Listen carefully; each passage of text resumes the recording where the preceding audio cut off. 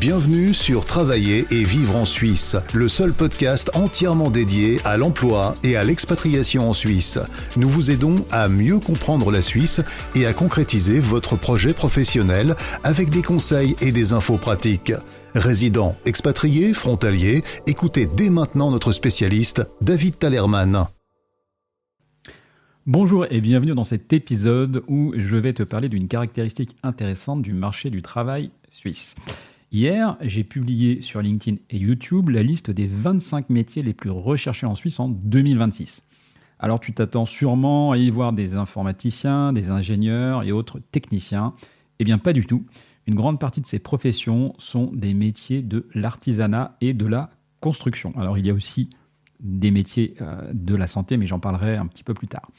Et ça nous dit quelque chose de vraiment profond sur le système éducatif suisse. Et comme je suis français, je vais faire un petit parallèle et te parler des deux systèmes. Alors, je pense qu'on peut clairement parler de deux philosophies avec deux réalités bien différentes. Alors, posons les bases. En Suisse, seulement 23% d'une classe d'âge obtient une maturité gymnasiale, l'équivalent du bac, qui ouvre les portes de l'université et de l'enseignement supérieur.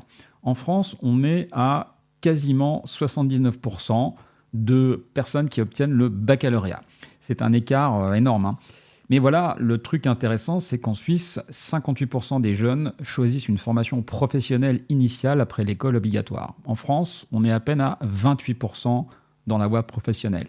Et quand on regarde l'apprentissage en France, même s'il progresse, plus de 62% des apprentis préparent un diplôme de l'enseignement supérieur, même pas un métier manuel. Alors, qu'est-ce que finalement le marché du travail nous raconte en Suisse ? Alors, si on regarde ce qui se passe sur le terrain, en 2025, la Suisse a fait face à des pénuries importantes dans des catégories plutôt précises. Il y a des métiers de la construction, de l'encadrement, des conducteurs de travaux, des contremaîtres, des métiers de techniciens spécialisés, des métiers de l'électronique, des électriciens. Les électriciens en particulier, c'est par exemple plus de 6000 postes disponibles, et avec un secteur de la construction, le bâtiment, qui totalise à lui seul plus de 13 500 postes vacants. Et les chiffres sont encore plus parlants, il y a plus de 20 000 postes qui restent vacants dans la construction à l'échelle nationale, en fait, selon l'Office fédéral de la statistique. On voit bien qu'il y a quand même un besoin assez fort. Alors, on va parler quoi ? On va parler de carreleurs, de plâtriers, de peintres, de maçons, de charpentiers, de plombiers.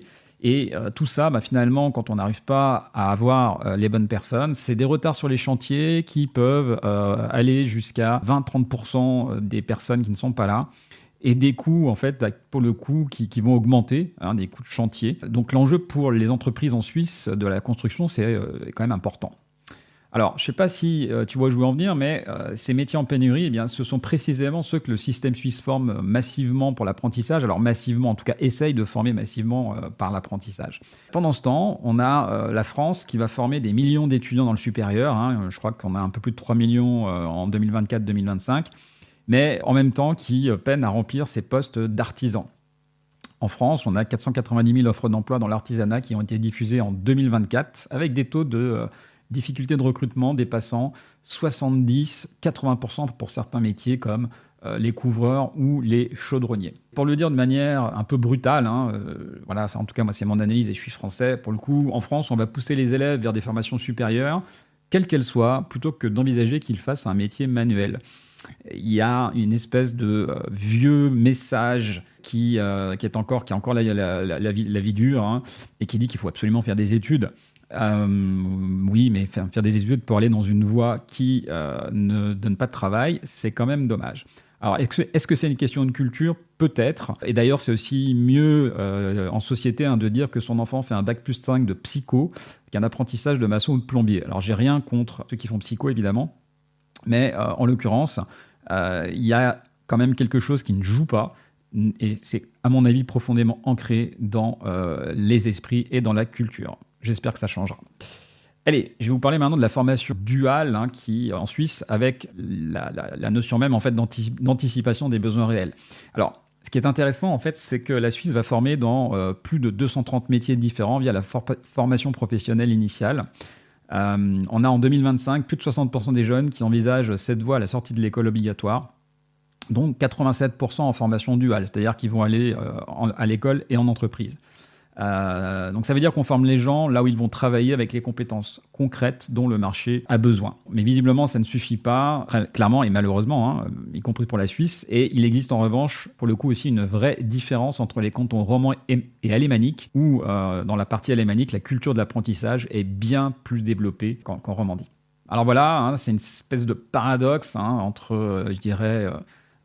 tous ces aspects, la maturité gymnasiale en Suisse, elle est plutôt valorisée. Une valorisation en tout cas de la formation professionnelle, en tout cas, elle est pas mise de côté.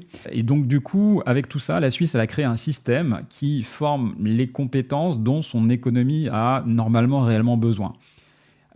Et c'est pas forcément une question de dire qu'une voie est meilleure qu'une autre, c'est une question d'équilibre et d'anticipation.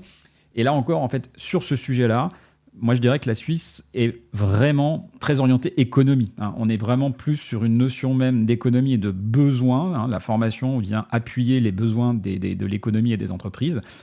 Et donc, il y a une forme de logique. Alors, peut-être parlons-en, mais ces métiers, contrairement à l'imaginaire, à ce qu'on pourrait croire dans certains pays, ils offrent non seulement de la stabilité, mais aussi d'excellentes rémunérations. En Suisse, par exemple, on peut parler de salaires qui peuvent atteindre 7 à 9 000 francs bruts par mois pour certains métiers techniques. C'est quand même plutôt pas mal.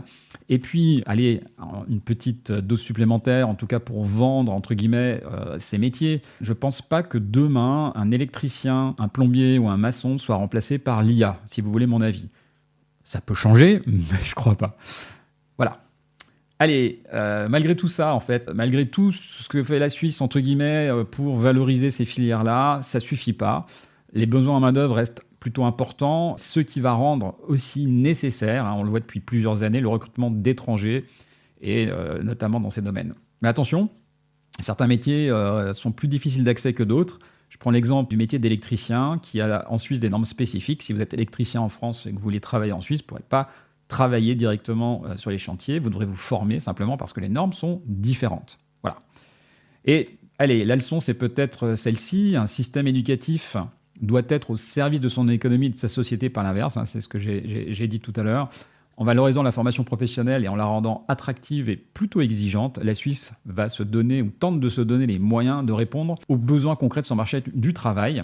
Allez, je finirai ainsi en citant mon ami Thierry Baglan de la promotion économique, le Greater Geneva Bern Area, qui, petite parenthèse en fait, a pour mission d'implanter des entreprises étrangères en Suisse.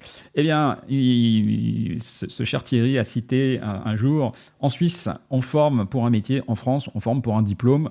Je suis plutôt d'accord avec cette affirmation. Voilà, merci de m'avoir écouté. Je vous dis à très bientôt pour un prochain épisode. Tchuss. Merci de nous avoir rejoints pour cet épisode de Travailler et vivre en Suisse. Abonnez-vous à ce podcast et notez-le. Visitez le site www.travailler-en-suisse.ch pour plus d'informations sur le sujet abordé aujourd'hui et pour accéder à encore plus de ressources et d'informations.